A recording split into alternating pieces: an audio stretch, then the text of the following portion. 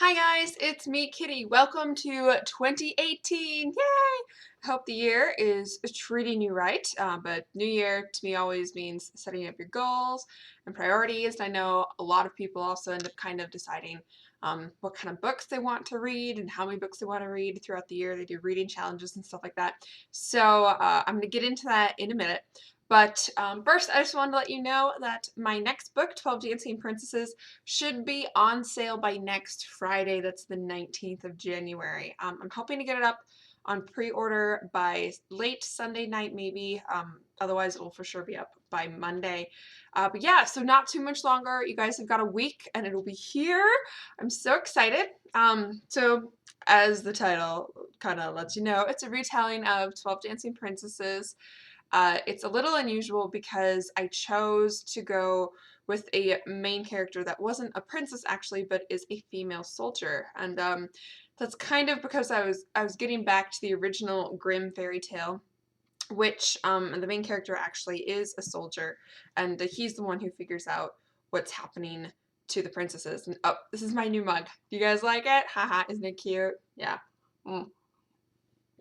Tea, good.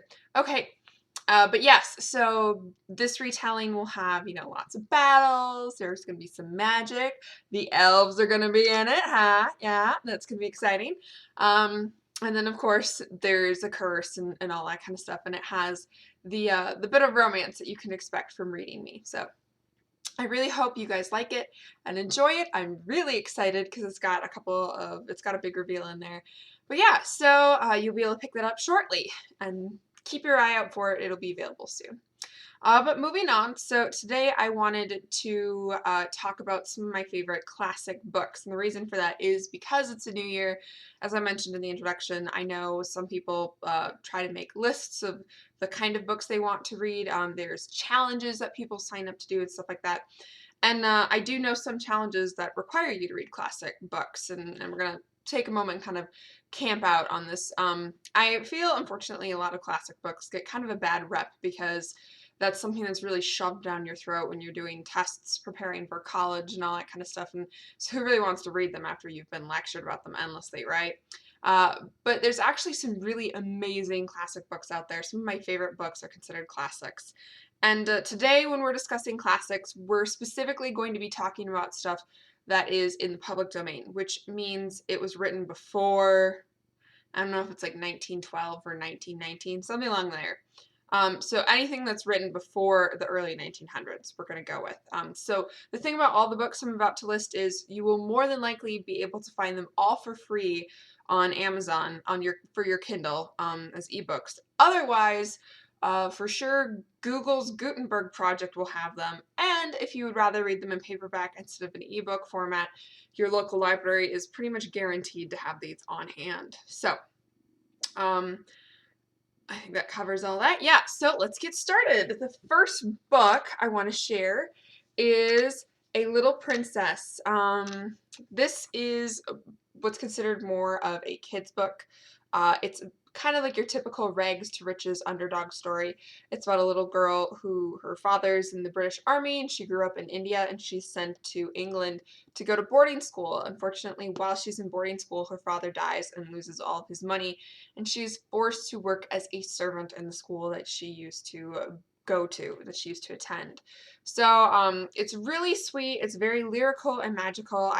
It's by, and I'm gonna tell you guys in advance, I'm gonna kill these authors' names. I'm just really bad at pronouncing things.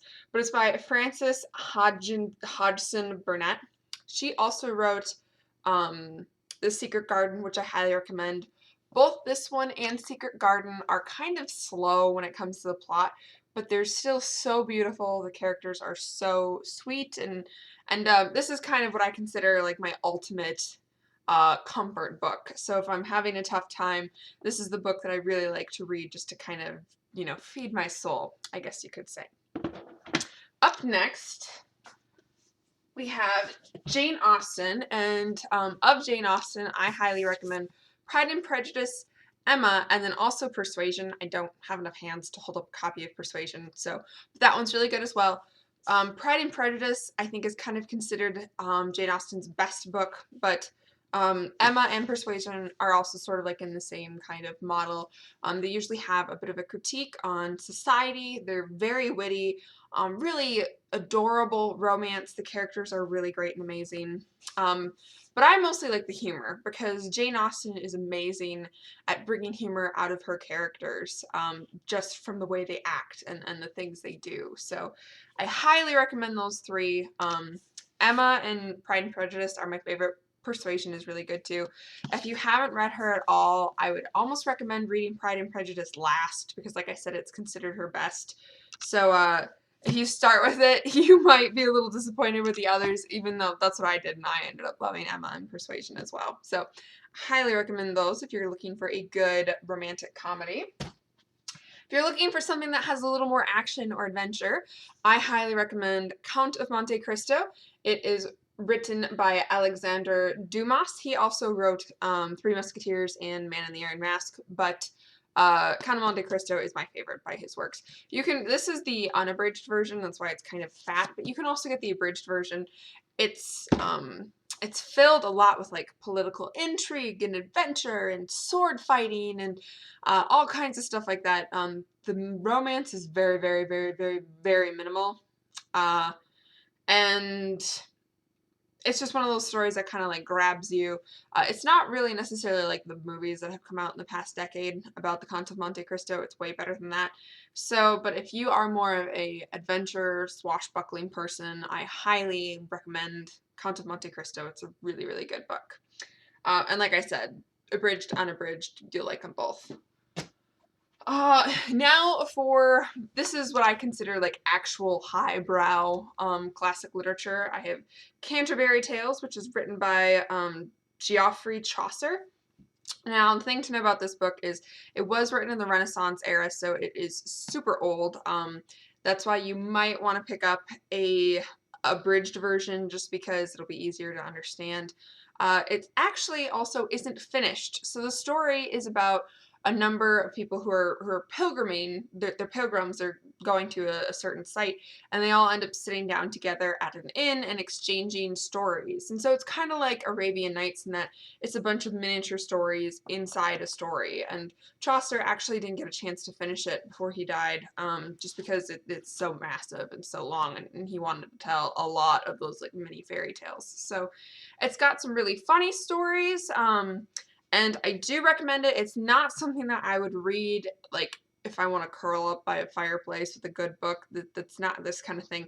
But the nice thing about it is it does have that renown for being very classical, and there's a lot of references to it just throughout our history, the history of the world, I should say. But it also has all those mini stories built in, so you could read one or two mini stories and then put it aside for like a month, and you'll be able to pick right back up where you left it because of all those little stories. So that again is Canterbury Tales.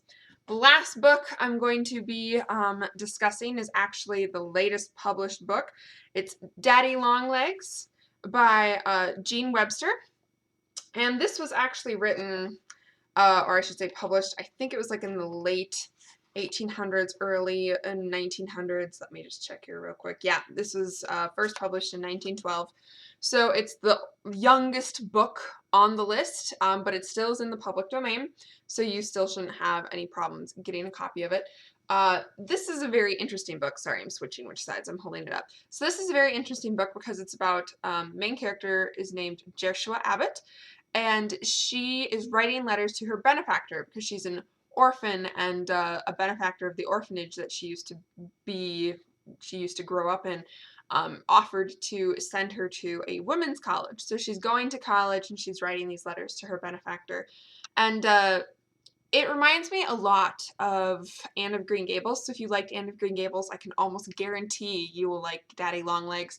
It has a little bit of romance, but it's also just a very fascinating snapshot of history that you wouldn't normally get in your history books or in your history classes, mostly because it takes a look at her day-to-day life in college, and you just kind of see like the sort of things that they would talk about and discuss, and what was perhaps more important and more fashionable back then. So highly recommend it if you like Anne of Green Gables.